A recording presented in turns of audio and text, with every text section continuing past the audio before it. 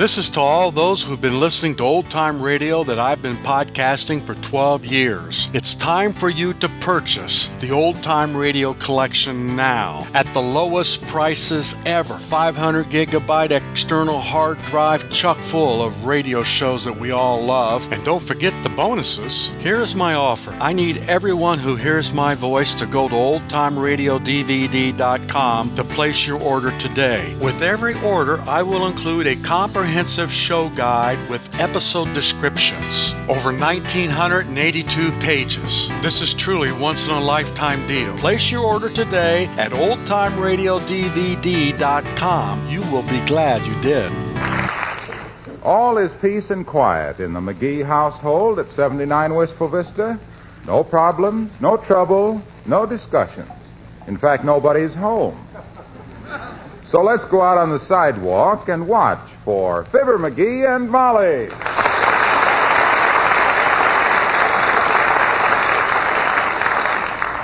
Are we almost home, Molly? Well, that's a silly question, dearie. Don't you know your own neighborhood? Yeah, but I can't see over this pile of groceries. Courage, dearie. We're almost there. Chin up. What do you mean, chin up? With these bundles up under my throat, I haven't had my head so far back since I wish I could think of a gag about how far I had my head back. All right, pet. Take 3 steps and then turn right. We're home. Oh, for goodness sakes, look who's sitting on our front steps. Ooh, that guy from the finance company again. I told that so-and-so I'd pay him. No. It's Mayor Latrivia. Oh. Hello there, Your Honor. Hello, Molly. Good day, McGee. Let me help you set those packages down. Here. There we are. Yeah. Oh, that's nice. Thanks, Latrivia. I haven't had such a low since a... Wow. Pardon me? I started to say I haven't had such a load since Liz Hawkins spiked the lemonade at the parent-teachers party in 1929. Almost threw me. Yes, I see. Been waiting long, Mr. Mayor? We'd have been home sooner, but himself had got his foot caught in the car tracks at 14th and Oak. It was a toss-up whether he'd come home in his socks or get run over. How did you get loose, McGee? Fortunately, I got sideswiped by a laundry truck. All the groceries flew into the air, and there I was. Holding the bag. Did you want to see us about something, Mr. Mayor? Yes, I did. A political situation has arisen in which I would like to ask McGee's help. Well, boy, you sure come to the right place. You certainly did. This is where he lives. Just name it, Latriv. I've often said that I'm one of the shrewdest political minds in this state. I unseated Governor Broerby in 1937, you know, single-handed. How did you do that, McGee? He was riding in the park, and I waved a newspaper at his horse. Ah, the power of the press. I'm afraid this problem is not quite so simple, McGee. Do you know Councilman Zindelprang? You mean F. Parker Zindelprang? What's he done now? Handed his brother-in-law another paving contract? That highbinder has built sidewalks so far out in the country now you could roller skate from here to Kansas City. Personally, I always thought Councilman Zindelprang was a good man, Mr. Mayor. I heard him speak one 4th of July, and he spoke very highly of the American flag. Well, at least Councilman Zindelprang has shown a great talent for finance. On a salary of $4,500 a year, he scrimped together enough to buy a country estate, a yacht, 5 cars, and a string of racehorses. Honestly? I rather doubt it. However, the situation which has come up is this. Mr. Zindelprang is leaving town. Good. We needed a purse snatcher like him around here, like Lake Erie needs rain. But what's your problem, Latriv? Simply this. His leaving town creates a vacancy on the city council. His membership on it was very little more than a vacancy. Exactly. Now, the man we want to fill this interim appointment must be a man of integrity and character and have a majority support of the other council members. My personal choice is Clay Morgan. Clay Morgan, that cheap ward healer, that stogie-peddling, back-slapping, ballot-stuffing chiseler, why, that guy has taken so much hush money he has to whisper his bank deposits. You have Morgan all wrong, McGee. He's a well-educated, a thoroughgoing gentleman and has a splendid reputation. Not with me, he hasn't. Now, McGee, just because he blackballed you at a lodge meeting way back in 1927... Ah, so that's it. That's it. Well, if you don't want to lend your support, McGee, it's all right. But the only other man mentioned for the vacancy was such a non-entity that I felt sure you'd get behind Morgan for me. The trivia, I'm too big a man to let a personal matter come before the good of our city. What do you want me to do, kid? A little campaigning, Mr. Mayor? If so, himself here's just the man for the job. He licked so many envelopes in the last election, everything he ate for months tasted like mucilage. Now, this must be a quiet campaign, McGee. All we have to do is get people to ask their own councilman to support Clay Morgan. Can I depend on you? 100%, old man. Clay Morgan is as good as appointed as of now, and I know whereof I speak. I've been dabbling in politics since I was a mere boy. People never realized my power because I had such a childish face. Baby Kisser McGee, I was known as in them days. Oh, dear. Baby Kisser McGee, the battling bantam of the ballot box, boisterous, brainy, and brilliant, balling the Junior out of button-brained bosses, beating the bloomers off bickering bilbos, bulldozing big-mouth bureaucrats, bleating the biggest bromides a big shot could utter, watch the groceries or if you got your foot in the butter.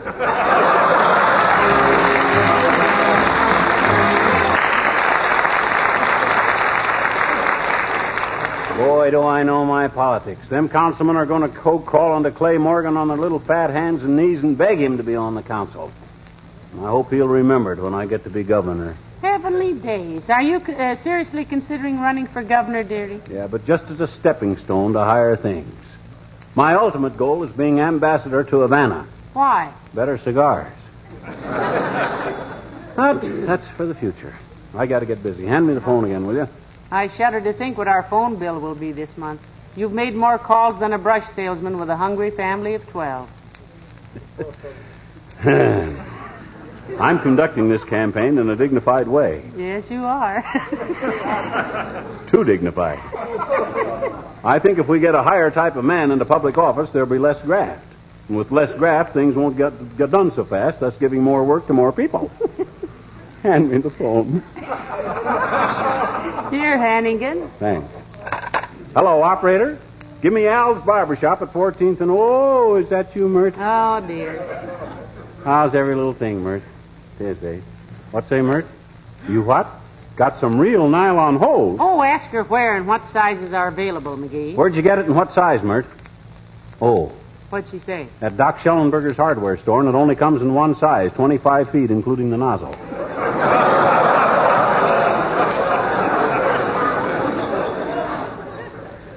What say, Mert? Okay, thanks.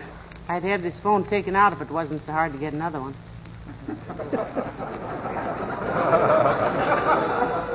Hello, Al's Barbershop? Hi, Al. It's Fibber McGee speaking. How's the old clip joint doing, Al? Swell. Look, kid, here's an inside tip. The city council is considering a new tax on barbershops, you see. And if we can get Clay Morgan on the city council, he'll kill it. Yeah. Contact your own councilman and have him plug for Morgan. Okay, Al. Don't mention it, boy. I'll see you in July for my next haircut. What's all this bread pudding about a tax on barbershops? I hadn't heard about that. Neither did anybody else. But there's nothing like a barber as a political agent. Nobody's going to argue with a guy who's hanging over his throat with a razor. You see, my theory is... Come in. Oh, it's Mrs. Carstairs. Hello, Millicent. Good day, my dear. How do you do, Mr. McGee? Oh, good heavens, you look busy with all those pencils and that pile of papers. In the middle of a political campaign, Carsty, one of the city councilmen is leaving town. Yes, I know. Mr. Zindelprang. Right. I understand he's been dipping into the pork barrel so long he couldn't shake hands without grunting. You said it, kiddo. He's as crooked as Harry Lauder's cane. The man we want for the new councilman is Clay Morgan. Himself here is campaigning for Mr. Morgan, Millicent. And believe me, any man that my husband gets behind is way ahead. You betcha. Now, look, Carsty, your husband's being a big man in public utilities. His word ought to swing a little weight, you see. Tell him that if he'll throw his influence behind Clay Morgan, I won't open my trap about that income tax deal of his in 1942. Favor for a favor. That's the way I work. Mr. McGee, that sounds suspiciously like blackmail. Never mind now, never mind. You just tell your husband what I says, Carsty, that's all. I will, Mr. McGee, although I'm sure I don't know what you're talking about. Which makes it practically unanimous. Just tell him, that's all. Income tax 1943. You said 1942. He'll know. I ain't the kind of a run-down heel that would try to collect a percentage from the Treasury Department for turning a guy in, too, either. All I want from him is his support for Clay Morgan. Well, I shall tell him exactly what you said, Mr. McGee. And if I may say so, I think you are definitely cut out for a political career. Do you really think so, Millicent? I do indeed. He has the head of a statesman. You really think so, Carstairs? I really do, Mr. McGee. You have the type of head that should be stamped on, A coin? No, my dear, just stamped on. Good day.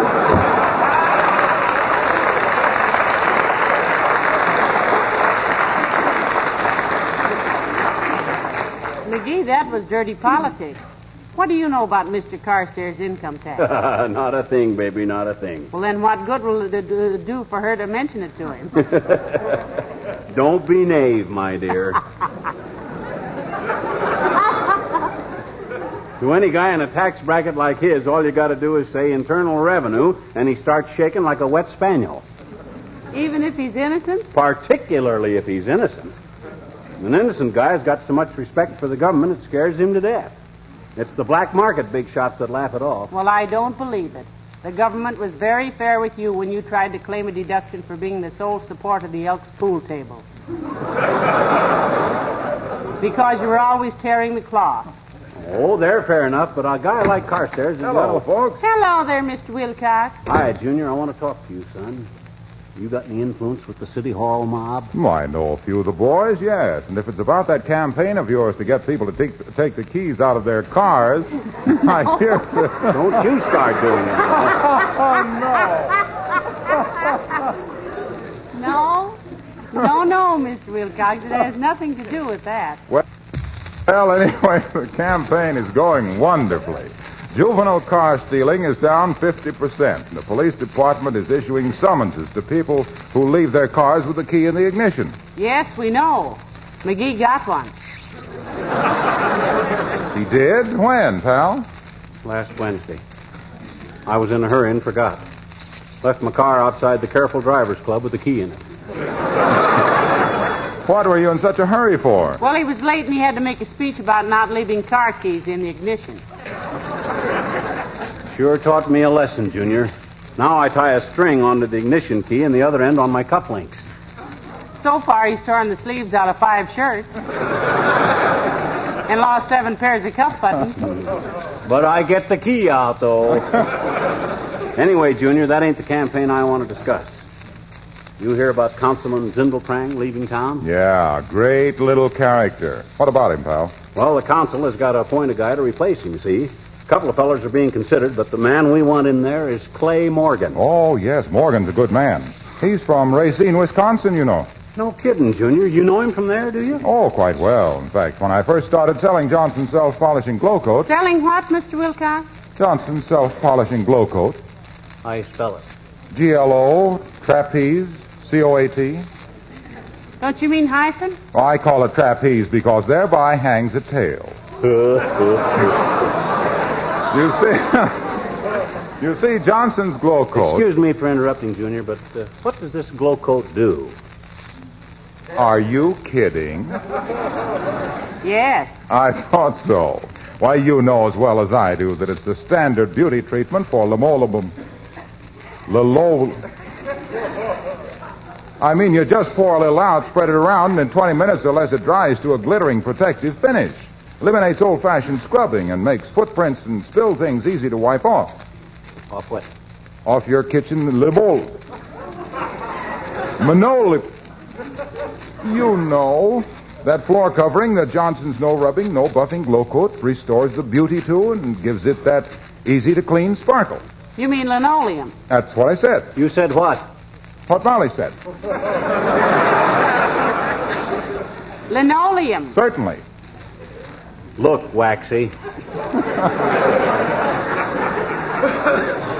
I'll make you a deal. A deal? A deal yet?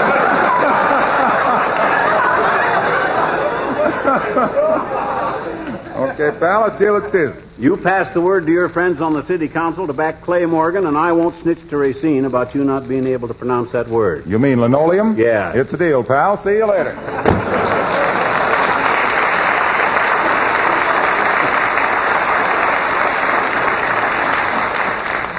McGee, did you hear him? He said it. He said what? Manoli, well, anyway, he said it was a deal. You think Mr. Morgan will get the appointment, dearie? With me behind him, Snooky, he can't miss. It's a lucky thing for him that Latrivia begged me to organize this campaign. Lucky for our city, too. My gosh, we might have missed... I'll get it. Better let me. Might be Harry Truman wanting me to handle his next campaign. Clay Morgan for Councilman Headquarters, Campaign Manager McGee speaking. Huh? Who? Oh, hi, Latrivia. Huh? Oh, sure. Oh, sure, if you want me to. No, I won't have to write it out. I'll speak extempore erroneous. Yeah. Okay, boy, just relax. I'll be there. Be where? City Hall. Latrivia wants me to give a short speech to the council in favor of Clay Morgan. May I go with you? You know, I'd like to get one good look at the characters who decided that 45 minutes was time enough to park and try to buy new bed linen. If men only knew. Come in. Hello, folks. Ah, hello there, Mr. Wimple. Hi, Wimp. What's the matter with you, Wimp? You look kind of cast down. I was, Mr. McGee. Down the front steps.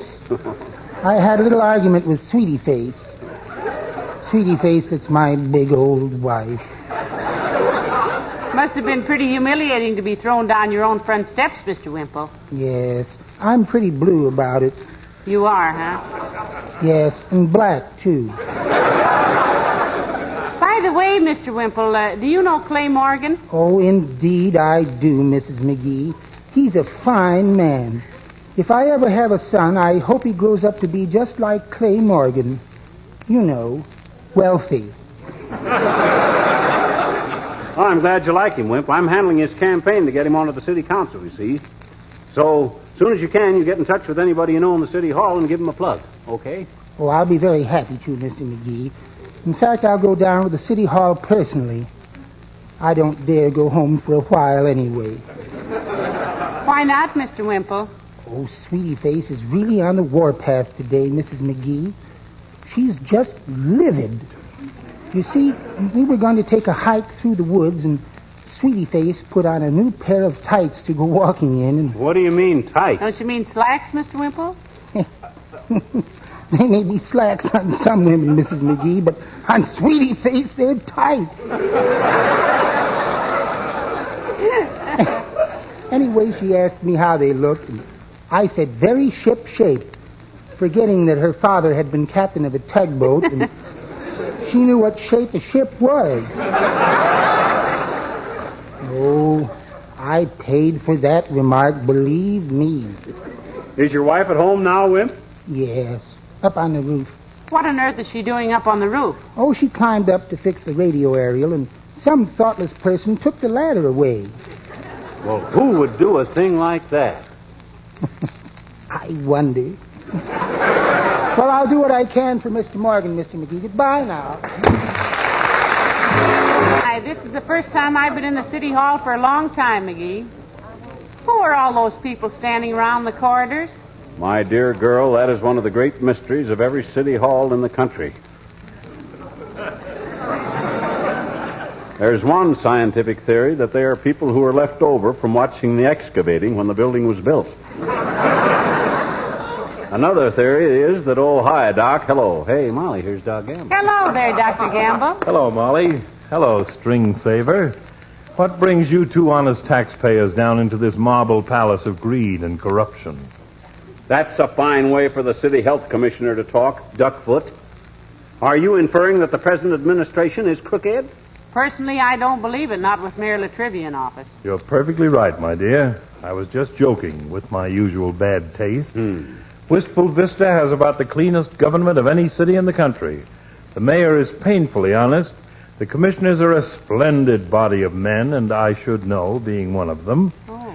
And the city council are, with one exception, beyond reproach. We know who you mean, too, Zindelprang. But he's moving out of town, Doctor. He certainly is. We have arranged to have his baggage searched at the airport to be sure he doesn't walk off with the Oak Street Bridge or some playground equipment. You know who McGee is campaigning for to take over the vacancy in the council, Doctor? Well, I naturally suppose... Well, you can stop supposing, pill roller.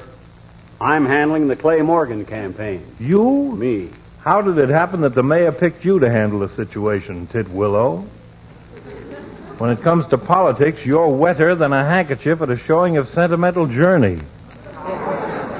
I think he's done very well with this campaign, Doctor. He's lined up everybody with influence in town, just about. Yes, sir. For your information, Capsule Happy, I'm practically the Jim Farley of Wistful Vista. When it comes to politics, nobody can hold a candle to me. Too bad. Seems like a wonderful idea. Well, I've got to get upstairs and wrangle with the sewer commissioner. Matter of public health, Doctor? No, a matter of 97 cents he owes me for gin rummy. See you later, Molly. So long, fancy pants.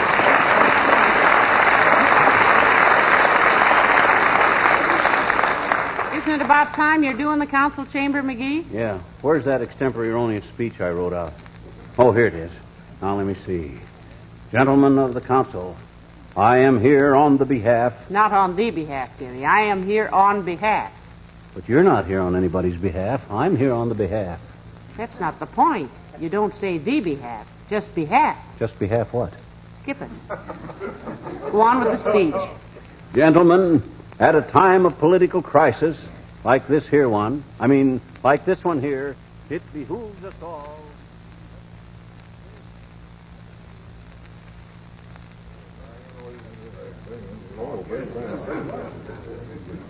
And so, in conclusion, gentlemen of the council, I say appoint Clay Morgan, a man of the people, a man who has the best interests of the public at heart, a man who has a splendid record of Bing Crosby singing Don't Fence Me.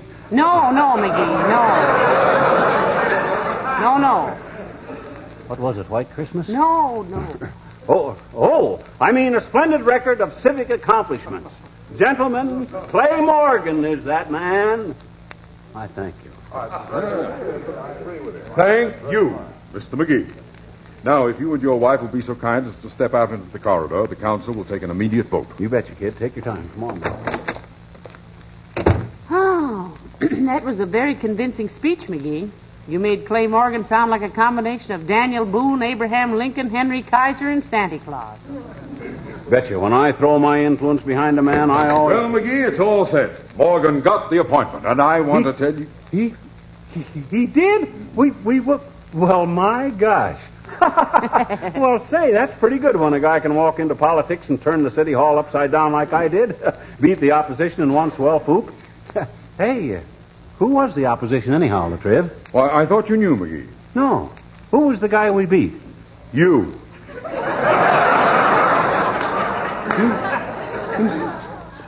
Me? You mean I was campaigning against myself all this time? Hey, ain't that marvelous, Molly? What's marvelous about it? I put on such a powerhouse campaign for Morgan, I never would have had a chance to win myself. Oh, boy, what a manager. What a politician. Now, look, Latrivia, next time you run for mayor, here's what we'll do. Oh, this is wonderful.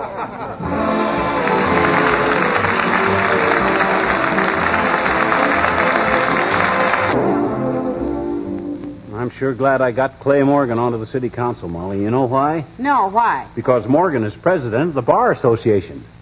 Now I can pop into any joint in town, grab a handful of pretzels, and nobody can say a word. The Bar Association, dearie, is an organization of lawyers. What? It is? You sure? Oh, well, I don't care much for pretzels anyway. Good night. Good night, all.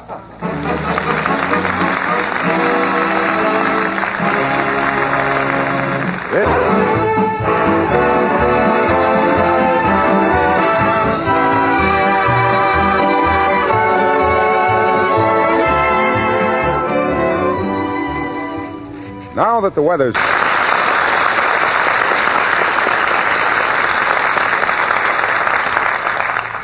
this is a great day in Wistful Vista, the day of the big